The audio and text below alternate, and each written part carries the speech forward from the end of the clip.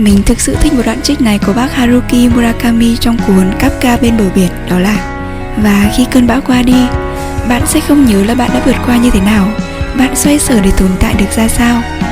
Bạn thậm chí sẽ không dám chắc thật ra thì liệu cơn bão có thật sự đi qua. Nhưng mà có một điều chắc chắn là khi bạn bước ra khỏi cơn bão, bạn sẽ không còn cùng là một người mà đã bước vào đó nữa. Ý nghĩa của cơn bão chính là như vậy.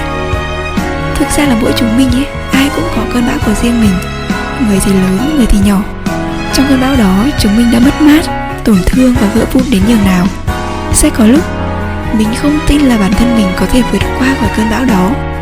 Nhưng mà mình tin là chỉ cần nỗ lực thêm một chút, cố gắng thêm một chút, chỉ cần bản thân không lựa chọn từ bỏ, thì khi mà cơn bão qua đi, chúng mình sẽ bước ra với một phiên bản khác.